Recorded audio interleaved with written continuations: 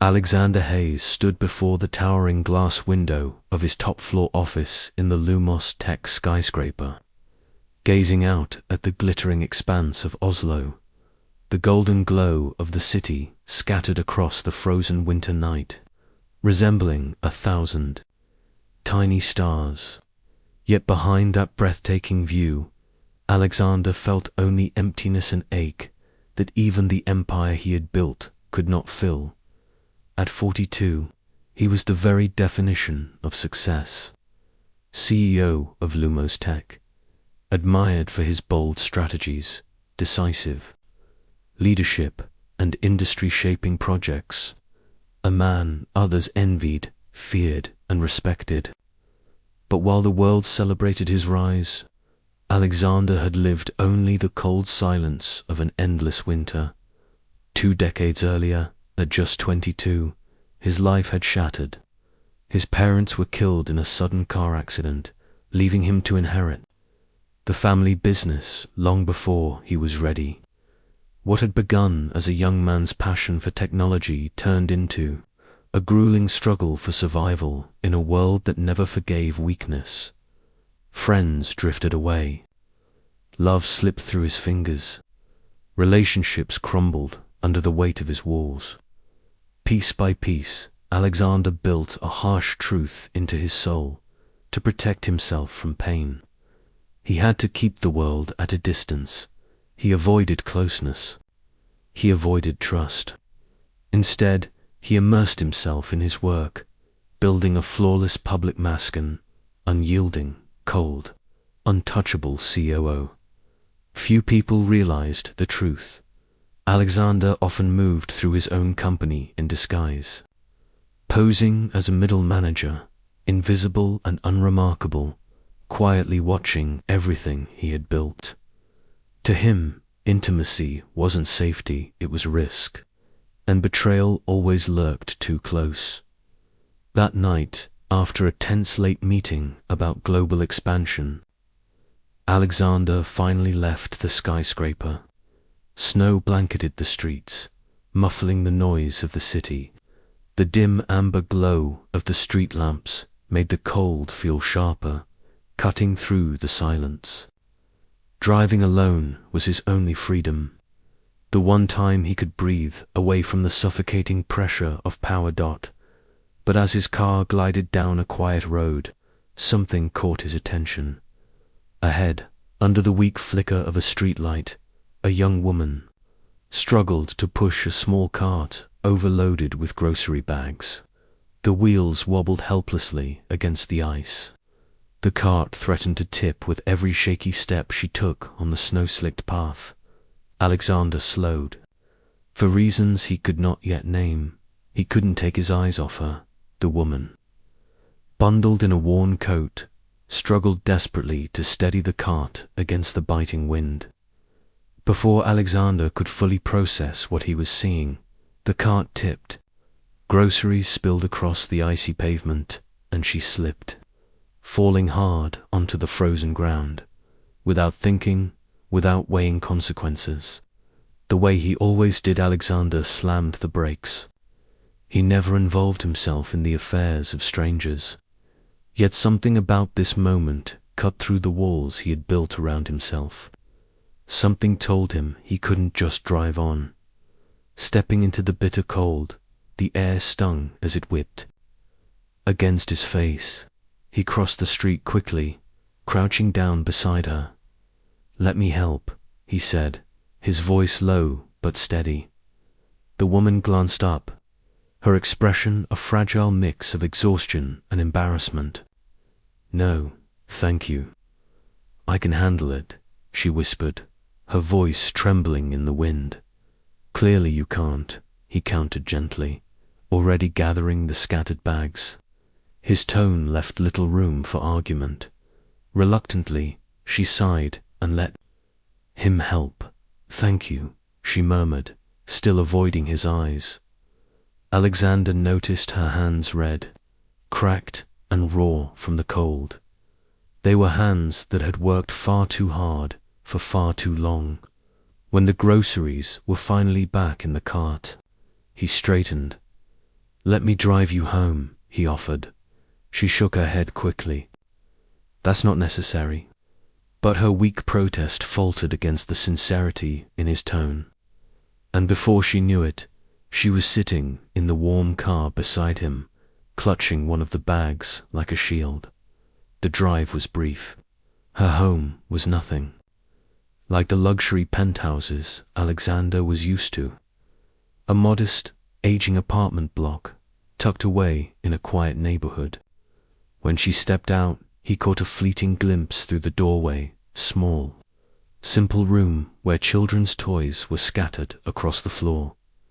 Clara Saran, she introduced herself quietly, her hand resting on the door handle. "Thank you again. I don't know how to repay you." "There's no need," Alexander replied with a small nod.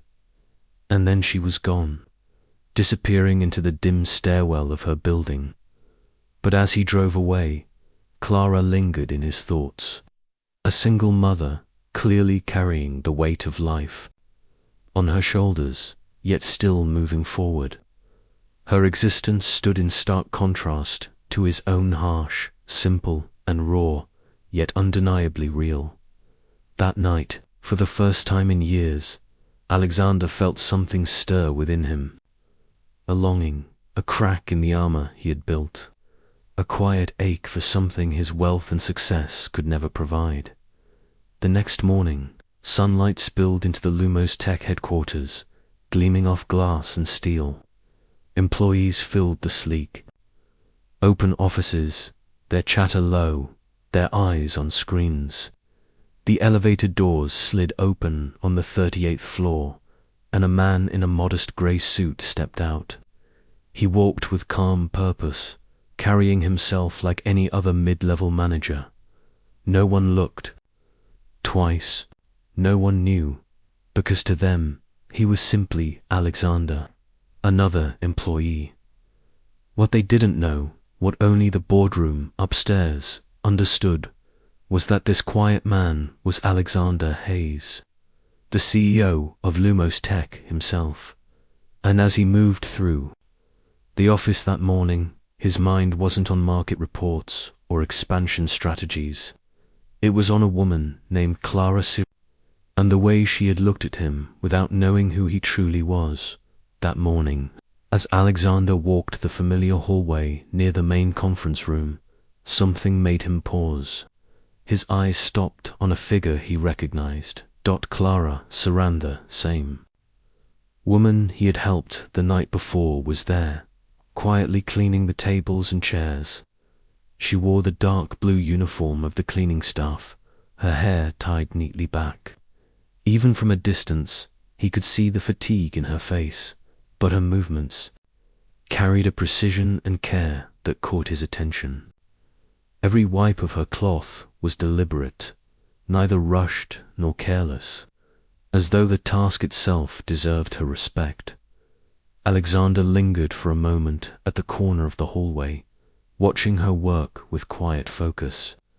He didn't know why, but something about her patience, her steady dignity in such a humble role, held him there.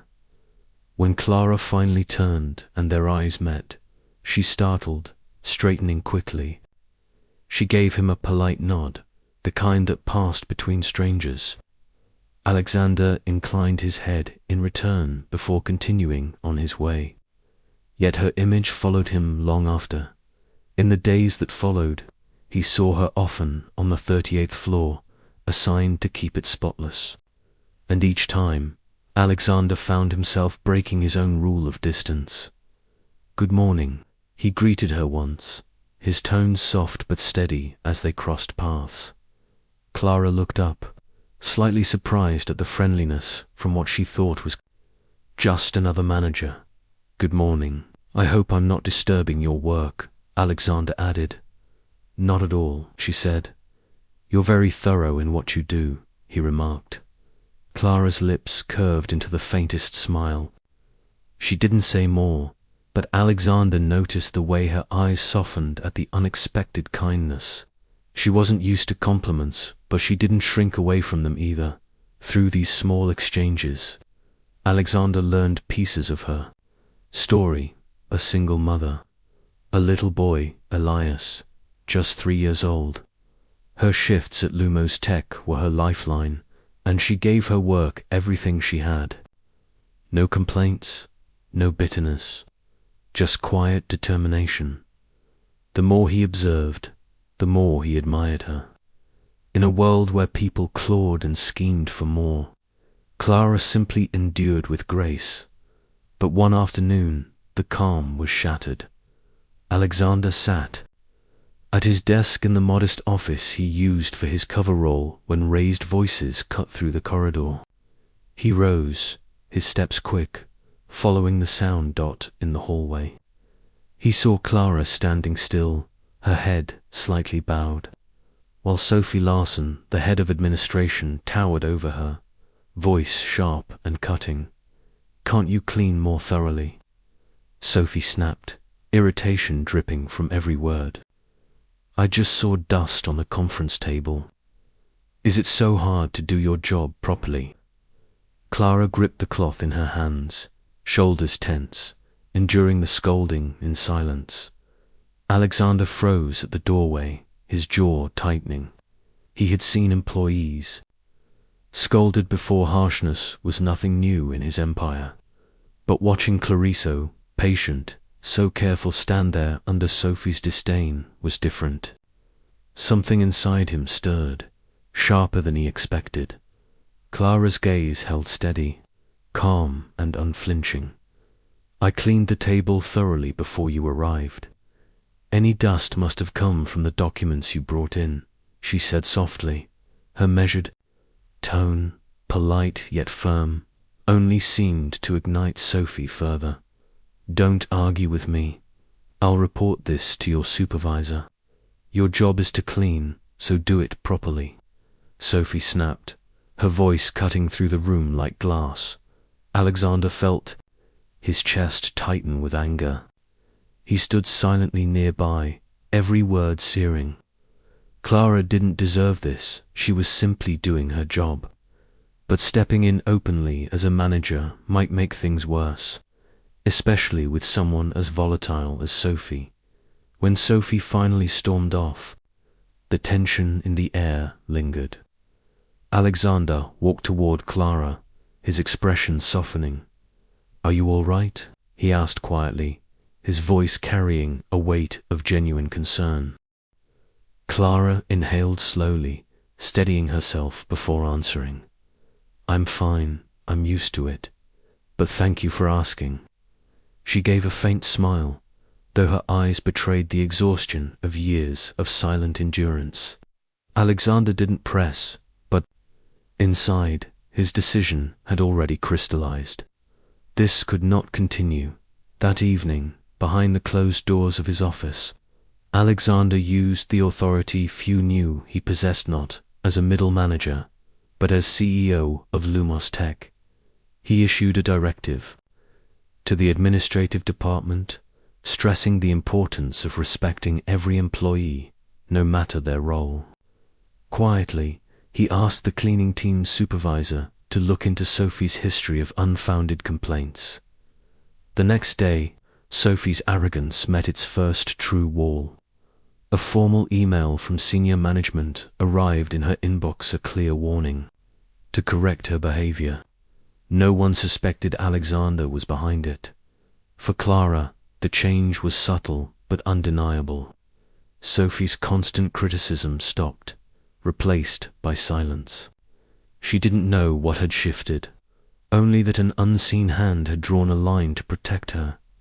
Days later, in the hallway, Clara caught Alexander's eye. This time, she was the one who spoke first. "Thank you for checking in the other day," she said softly. "It meant more than you know." Alexander inclined his head, his tone steady but warm. "It's important to me that everyone here is treated fairly." Something flickered in Clara's chest, a warmth she hadn't expected. She didn't fully understand why, but she sensed there was more to this man than his composed exterior. From that moment forward, Clara no longer felt invisible in the cold machinery of Lumos Tech. Every time her eyes met Alexander's, she felt a quiet reassurance. And for Alexander, those small exchanges brought something rare into his life, a reminder that even in the empire he had built, connection was still possible.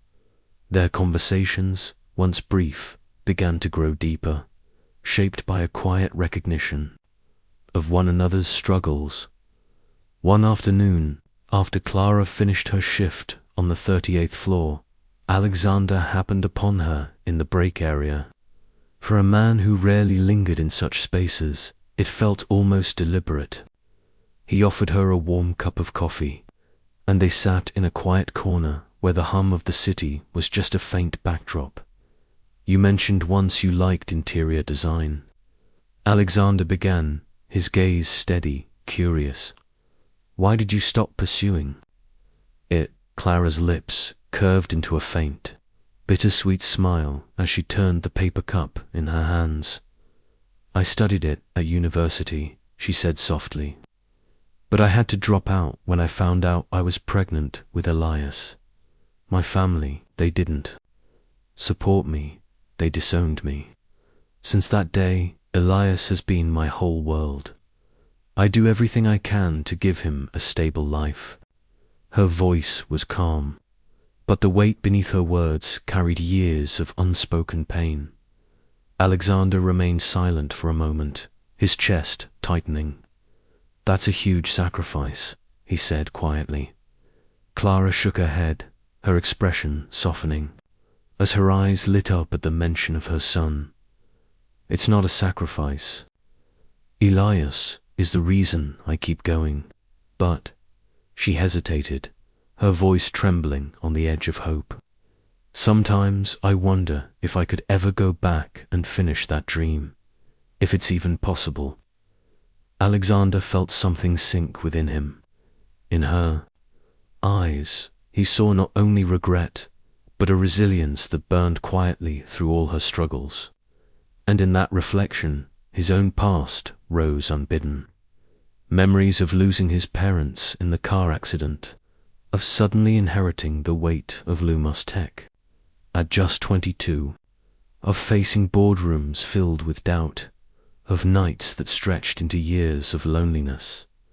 "I know what that feels like," he said finally, his voice low, careful. "Loss, responsibility, they can make you feel very alone." Clara looked at him, startled by the honesty in his tone. She wanted to ask more, but his expression closed, guarded once again.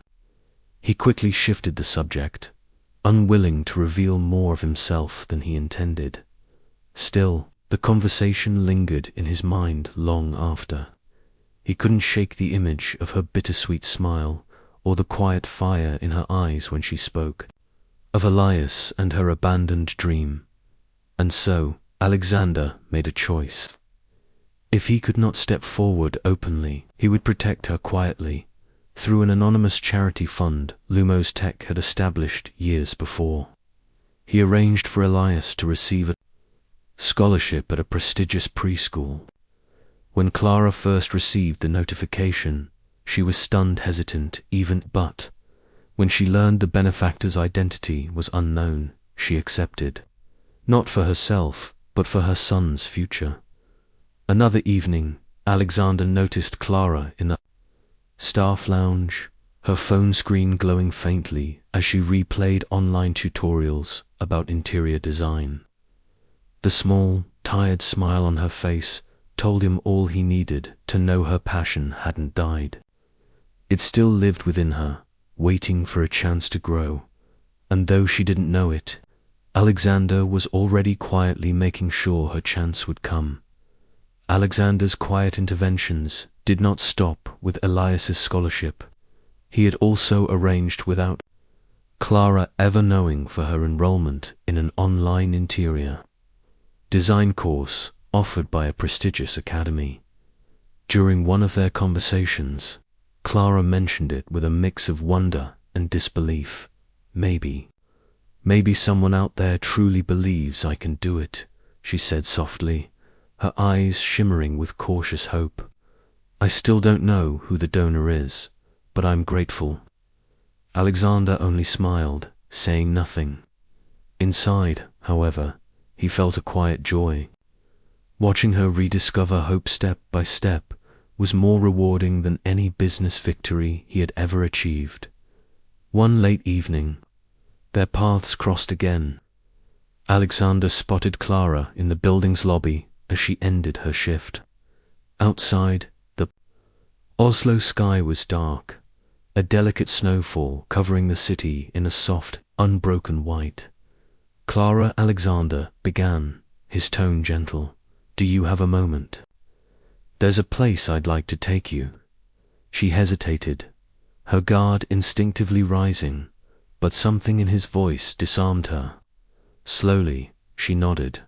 They walked through the quiet streets until they reached a small park in the city center. The frozen pond gleamed under the glow of street lamps, the lights scattering across the icy surface like fractured stars. Alexander led her to a bench nearby. I come here whenever I need to think, he said, lowering himself onto the seat. Reminds me that no matter how busy life gets, we have to pause, reflect. Clara sank beside him, her breath fogging in the crisp winter air. For a while, she said nothing, just watched the soft flakes drift downward, listened to the hush of a city muffled by snow. Then, almost reluctantly, she whispered, Thank you, Alexander. I don't think I've felt this calm in a very long time. He turned his gaze toward her, eyes steady. You deserve moments like this, Clara. You've done so much for Elias. But you shouldn't forget to care for yourself, too. The words lingered between them, warm in the cold night. Clara looked away, her heart tightening at the simple kindness in his voice. She had never met anyone like him. He didn't just listen, he created space for her to breathe, quietly opening doors she thought had long since closed. And though she didn't yet know the truth that this man was not merely a manager, but the CEO himself, her trust in him grew. Slowly, piece by piece, she let herself believe Alexander was someone she could rely on. Amid Oslo's harsh winter, two lonely souls had begun to find warmth in one another, not through declarations, but through quiet gestures, shared silences, and a connection that needed no explanation. Chapter 3. The Truth Revealed. Sophie Anker, Lumos Tech's meticulous and uncompromising HR director, prided herself on safeguarding the company's reputation at all costs. Sharp-eyed and suspicious by nature, she rarely let anomalies slip by unnoticed, and over the past few weeks, one anomaly had taken shape. Alexander Hayes, the famously reserved, distant CEO, had been appearing near the cleaning staff's workstations with unusual frequency. More specifically, near one person, Clara Sengen. Sophie's eyes narrowed. She knew Alexander's habits better than most. He was a man who kept his distance, who avoided unnecessary entanglements. Yet here he was, lingering around a single employee whose role was far beneath his usual notice. Something wasn't right, and Sophie Anker never ignored her instincts. One morning, during the weekly leadership meeting, Sophie cleared her throat and leaned forward, her sharp gaze locking on Alexander. There's something we need to address, she began. Certain employees have reported unusual favoritism you've shown toward a junior staff member. The room grew tense. Alexander remained calm, his expression unreadable. You're speculating, Sophie. I observe all employees, not just Clara. Her lips tightened. And yet, it appears she's receiving more attention than others. To ensure transparency and fairness, I propose a thorough background check on Clara Sengen." Though his composure never slipped, Alexander felt a flicker of anger stir inside. He knew Sophie's suspicion was baseless, but he also knew that defending Clara too strongly would risk revealing truths he had worked hard to conceal. The following morning, Clara was summoned to HR. She entered the room with quiet hesitation, sensing the heaviness in the air before a single word was spoken. Sophie sat at the head of the table. A folder of documents spread before her like evidence prepared for trial. "Miss Sengen," Sophie began coldly, "we've uncovered some discrepancies in your background. According to our records, you dropped out of university and had a child out of wedlock. Such circumstances could reflect poorly on the company's image." Clara's face drained of color, but her voice remained steady. "My personal life has nothing to do with my work here. I've always fulfilled my duties to the best of my ability." "We're not saying your work is unsatisfactory," Sophie replied, a faintly smug smile curling her lips. "But I need to understand why you seem to have a special relationship with Mr. Hayes." The insinuation struck Clara like a physical blow. Her chest tightened, her throat burned. Every casual exchange, every kind word she had shared with Alexander, was being twisted into something shameful. She struggled to find her voice when suddenly the door opened. Alexander stepped inside. "What's going on here?" His voice was low, sharp, and commanding enough to slice through the tension in the room. Sophie straightened, attempting to regain composure. "Alexander, I'm merely addressing some concerns about this employee. It seems she might be taking advantage of your generosity." "Generosity?" Alexander arched a brow, his voice calm but edged like steel. "Do you think I'm unaware of my own decisions?" For the first time, Sophie's confidence faltered under his gaze. Still, she pressed on. "We must protect the company's reputation. If there's any inappropriate behavior between the two of you, it could damage Lumos Tech's standing." Alexander stepped closer, his presence filling the room. Eyes locked on Sophie's, his voice dropped to a measured intensity.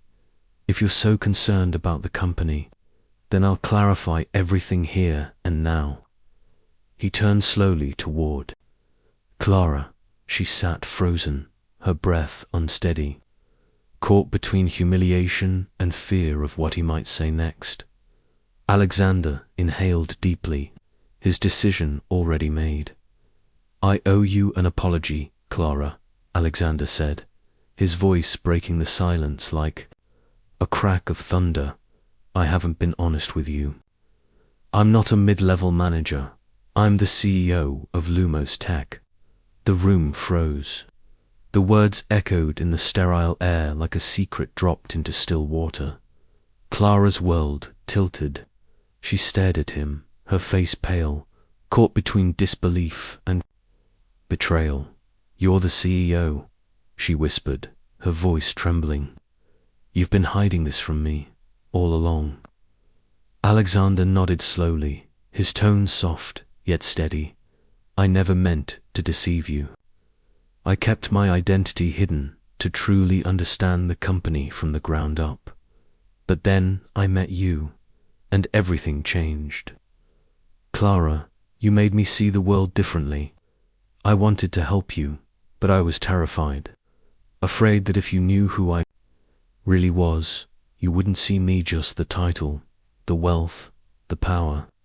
Clara stepped back, her tears shimmering like glass. "You think I needed your help?" she said, her voice breaking. "I don't need your pity, Alexander. I've fought my battles alone, and I will keep fighting them." "Clara, please don't go," Alexander pleaded, his voice raw with desperation. "It was never pity, never. I just wanted to give you and Elias the chance at something better. I only wanted to stay by your side." But Clara shook her head. the tears finally spilling. You didn't trust me enough to tell me the truth. And now everyone looks at me with suspicion, with judgment. I can't stay here not like this. Her words sliced through him deeper than any boardroom challenge, deeper than any corporate loss. Alexander's body went rigid, his heart aching as he watched her turn, her steps echoing like finality. That night, Clara packed her few belongings, her son's tiny clothes folded carefully into a worn suitcase. Oslo's skyline faded behind her as the bus pulled away. She held Elias close, whispering to herself that she was doing the right thing, that protecting him from judgment mattered more than anything else, even if it meant leaving her heart behind. Meanwhile, in his penthouse high above the city, Alexander stood alone by the window. The skyline glittered, but it felt hollow, meaningless without her. His reflection stared back at him in the glass, empty-eyed. "Clara, will you ever forgive me?" He whispered into the night, his voice heavy with despair. But deep inside, one truth remained: he couldn't let this be the end. He had to prove to Clara and to Elias that he wasn't just a CEO sitting on a throne of steel and glass. He had to prove that he was a man willing to change, willing to fight, willing to stay. Clara's heart nearly stopped when she saw him. "Alexander," she breathed, her voice trembling with disbelief. He stood in the doorway, shoulders tense, eyes fixed on Elias.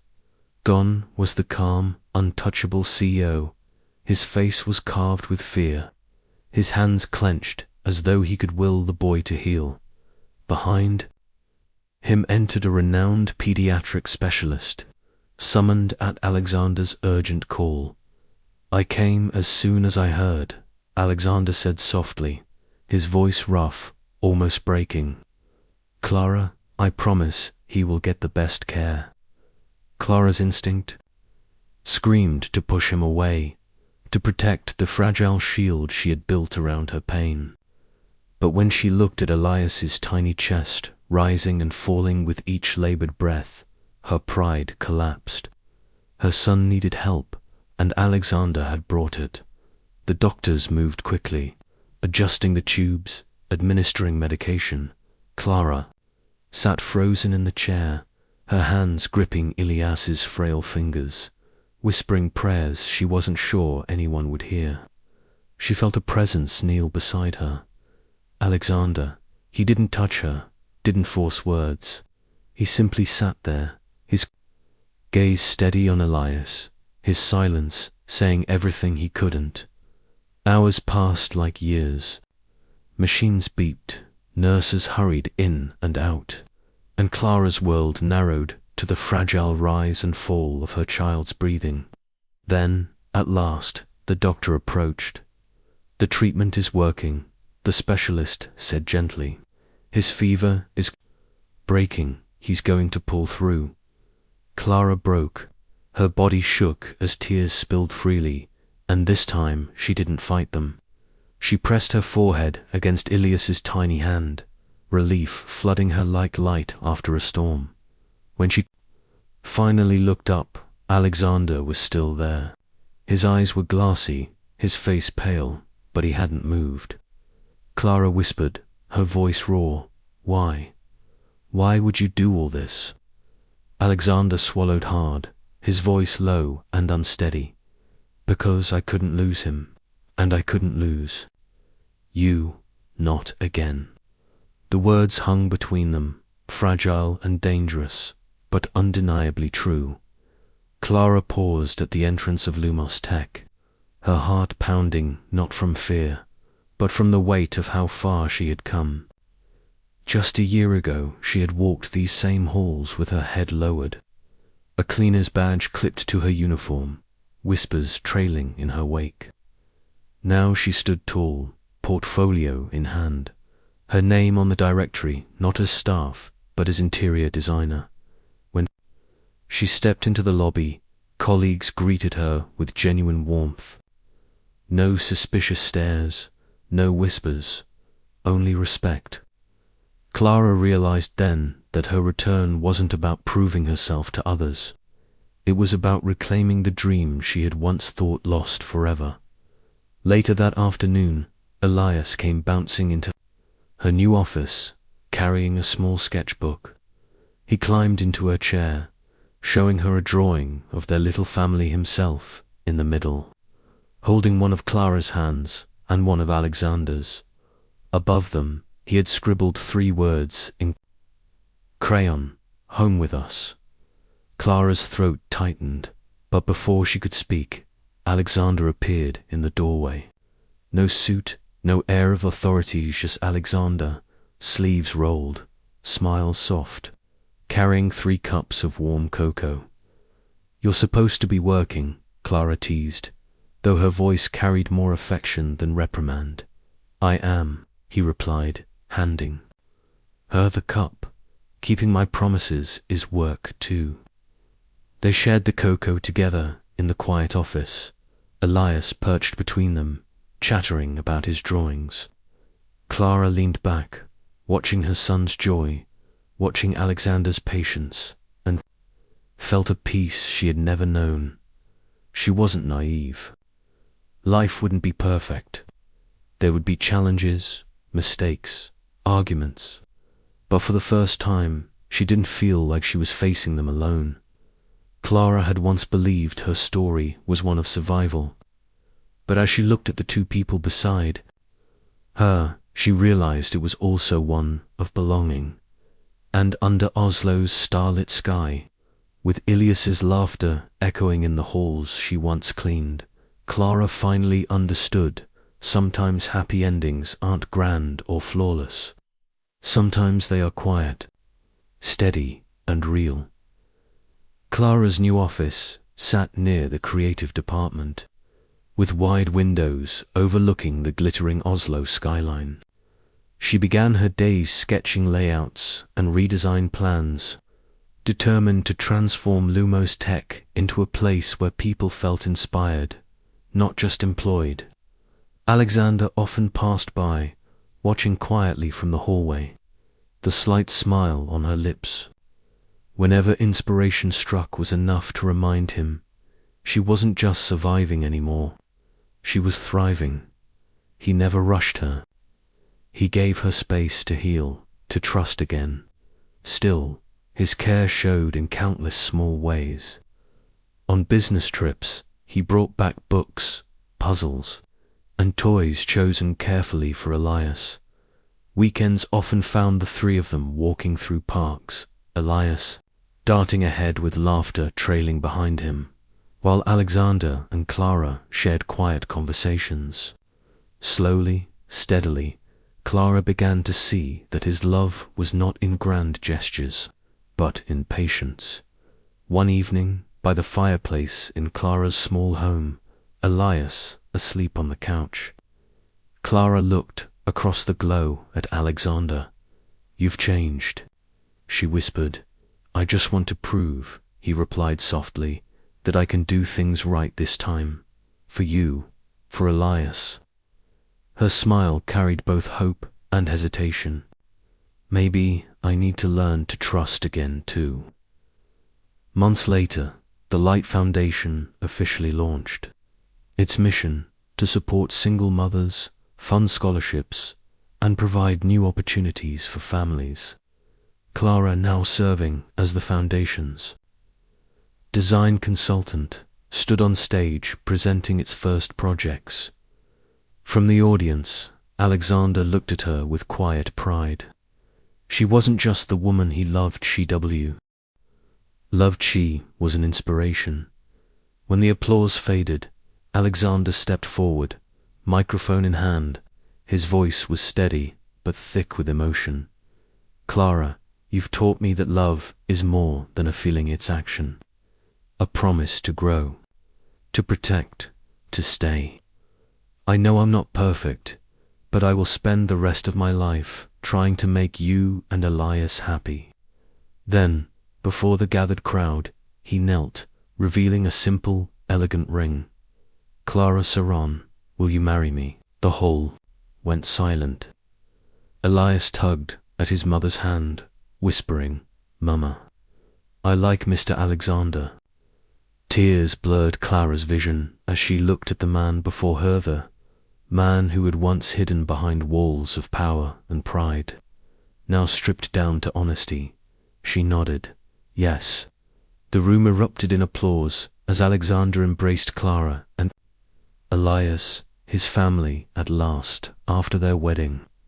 Alexander stepped back from his empire, choosing instead a quiet home in the Oslo suburbs.